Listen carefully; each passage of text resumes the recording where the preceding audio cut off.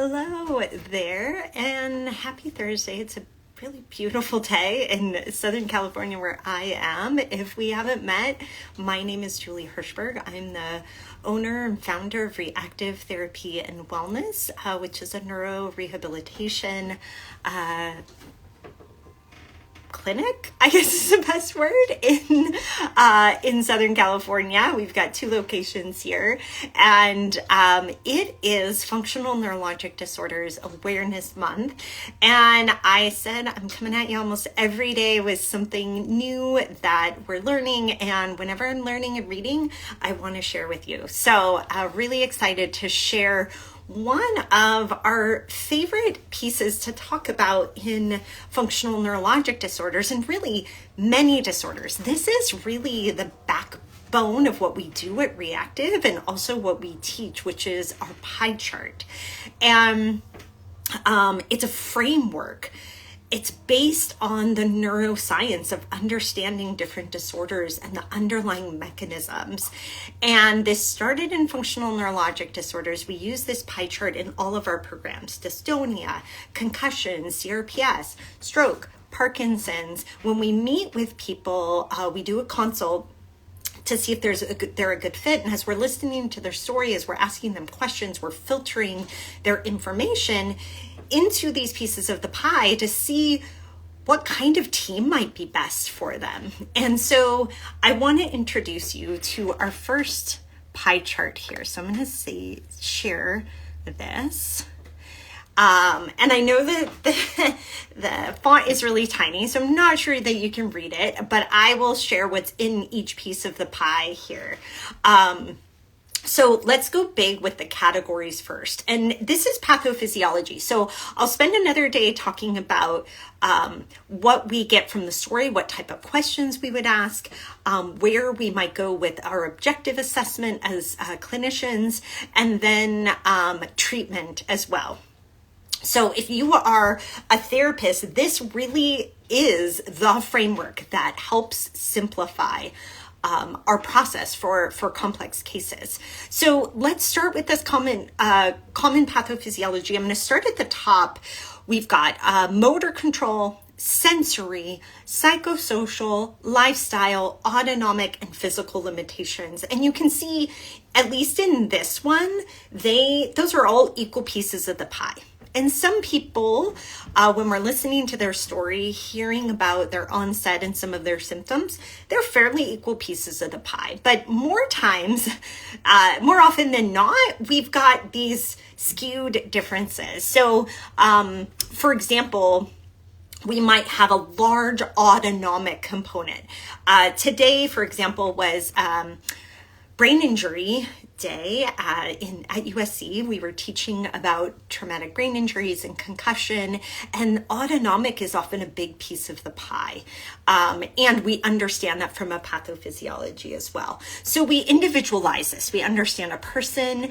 Our whole team comes together to understand them and formulate this pie chart with them. So let's talk briefly from a pathophysiology standpoint, really meaning what do we know about mechanism? And in a lot of disorders in the nervous system, we don't truly understand mechanisms. This is true. We might understand some of the overarching pieces, but we don't understand for a lot of disorders what's really causing them. So what I've done is summarize the key pieces of literature in functional neurologic disorders. So I'll briefly hit on these. In the motor control arena, a lot of this comes from functional movement disorders.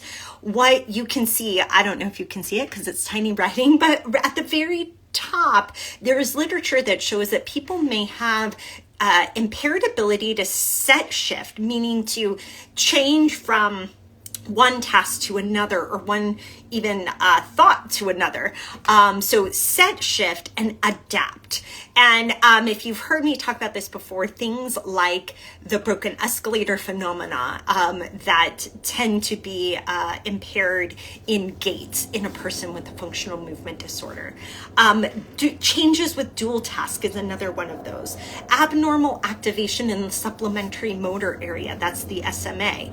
Another big piece that has been shown in functional functional movement disorders. Decreased activation in the right temporal parietal junction. This is a really important part of the brain for our sense of self-agency, the sense that we indeed caused a movement to occur. And so there has been some research in functional neurologic disorders that see changes in the activation of the right temporal parietal junction. Increase in activity in the cingulate gyrus. This has been implicated for self-monitoring and motor inhibition. So all key areas in the pathophysiology of motor control symptoms in functional neurologic disorders. Now, let's move down to sensory. This is one of my favorite boxes. I love the sensory system. I think it's often overlooked. And when you look at the literature, there are things that have been shown to be found in not necessarily everybody with functional neurologic disorders, but in people with FND. Abnormal sensory processing. Now you can imagine too, and when we get down to this pathophysiology and what's found in FND, it lends itself directly to assessment. I'm not going to talk about assessment today, but I'll give like a little piece of it. Like, you need to have sensory processing tested. Our OTs are fabulous at this. So impaired sensory processing. There are certain subtypes that people may tend to be sensory avoiding, have a sensitivity or low registration. The great group out of Mass General has done some of this research. Decreased sensory attenuation. Also this potential of increased mirror neuron activation. I find this really fascinating. Our mirror neurons are those parts of the brain that when they, the best example I think of this is, I can remember when my kids have brilliant brains and I think they have really strong mirror neurons. When they were little, if they saw a kiddo crying, they would start crying. They just felt that so strongly. And so that's the mirror neuron. So maybe there's an abnormal connectivity there. Somebody joined us and said, I have a lot of sensory issues related to FND and saw Julie at Mass General, and I hope so much. Julie, yeah, there's lots of Julies. Julie McLean, one of the OTs at Mass General, is fabulous and has done research in this area and teaches a lot on functional neurologic disorders and occupational therapy. And I'm so happy to hear that. I've learned a lot from her. And by the way, we're going to have the Mass General crew joining us for some special sessions in our Brain Bites group. This is a leading group in functional neurologic disorders. I've had the great pleasure to work with them and teach with them, collaborate with them, and I'm so excited to share them with all of the colleagues that we work with in our Brain Bites group. So, to be continued. Thanks for that comment. The third box down here is psychosocial. I think I want to say something very important here. I talked about this yesterday.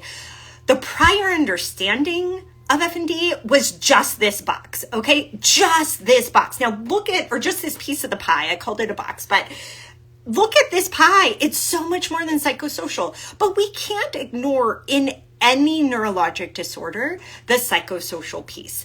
This is not just an FND. This is across the board in all neurologic disorders. There are some things that we do know in FND, and there's some research looking at particularly, is there a trauma subtype of FND? So that's an important piece too. But adverse childhood events, impaired emotional processing. There's been some really interesting studies on that. Impaired or changed attention, really important because these impact the other pieces of our nervous systems. Impaired self-agency, as I mentioned, hyperactivation of the amygdala, and even some personality traits like perfectionism. So again, not all people, but that's an important piece of the pie to consider. Next piece of the pie over, lifestyle. What do we understand? Impaired sleep, a heightened stress response. So being in that fight or flight response. Fatigued, altered body attention. That can be restored, by the way. Low self-efficacy. These are all key lifestyle pieces. And again, this is why, like, oh my gosh, so thankful for occupational therapy for being a part of our team, because they address these pieces. And honestly, nobody's nervous system functions really well with sleep dysregulation, whether you've got FND or a stroke or MS or any of those things. So those are all really important. But these particularly, by the way, this is based on the literature in the neuroscience and functional neurologic disorders. Let's go to another piece of the pie that's one of my favorites as well, the autonomic nervous system. And again, one of my favorites because it's overlooked. I think I'm one of those people that just loves the underdog, and I find the autonomic nervous system is kind of like the underdog of the nervous system. Everybody loves the motor system. Everybody looks at these other pieces, but autonomic sensory tend to be overlooked. They're less well understood, to be honest. But things that have been found and what we understand in FND, potentially low heart rate variability, a direct measure of autonomic nervous system, increased resting heart rate, increased cortisol. We had a great discussion about cortisol in my class at USC today, and its role in concussion. A hyperactive startle reflex, that's also part of the autonomic nervous system. And increased arousal, also decreased arousal can be seen. So these are, again, from the neuroscience understanding FND. And then finally, this last piece of the pie is physical limitations. Sometimes therapists, when faced with a person with FND, may gravitate towards these neurologic connection issues and ignore physical limitations. And this is just my public service announcement. Don't ignore the physical body either, right? It's an important part. So we do understand in FND that there might actually be a prior physical injury or traumatic physical injury that occurred prior to the FND. That was the case in one of my favorite books I like to stand on. I always have to grab it. Oliver Sacks, traumatic physical injury that led to his FND. Concussion, whiplash as potential predisposing factors. Hypermobility, this is something that we screen and see a lot in functional neurologic disorder. Cardiopulmonary changes as well. So we need to screen and pay attention to these things as well when we're looking at functional neurologic disorders. And that's our first pie chart. So this is looking at the pathophysiology, the underlying neuroscience of functional neurologic disorders. This sets the stage for everything that we do, because if we want to affect brain change, we need to understand what brain changes actually occurred. When we understand those, we can put together a team to assess and treat them. So that's really what this is describing, is what are those underlying mechanisms in FND.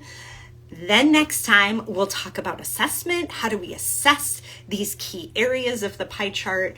And then we'll go into treatment. So much to do, so much to talk about in FND. Now, I do want to share a big announcement, which I'm pretty excited about. So I'm just going to grab a different picture here. If I have it. Yes. So if you are a clinician, during this month, FND Awareness Month, we are hosting a free workshop. You all know how passionate I am about this topic. This is a free workshop for therapists, PT, OT, speech, psychology, other people in healthcare that are working with FND. We want to share our experience. We want to share what we know and understand, the latest literature. We're hosting a workshop. It's on April 18th.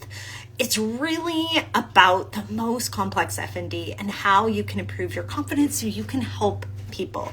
If you're not a clinician, but you're working with a therapist, you can send this to them as well. We're going to talk about some really effective strategies to help our most compassionate therapist friends. And it's going to be live, but you can also watch the recording. And let me share a little bit. I made these visuals. This is for clinicians. So I'm certainly not going to turn other people away from this, but this is directed to the clinician. We will also do patient-facing workshops that really answer your questions. But this is for therapists. And therapists, if you're that person that just not even sure where to start or focus a plan, we got you. This is why we got a pie chart. We're going to go into more detail about the pie chart. If you want to improve your efficiency, maybe you feel like this takes a really long time, we got you. We're going to cover this in the workshop.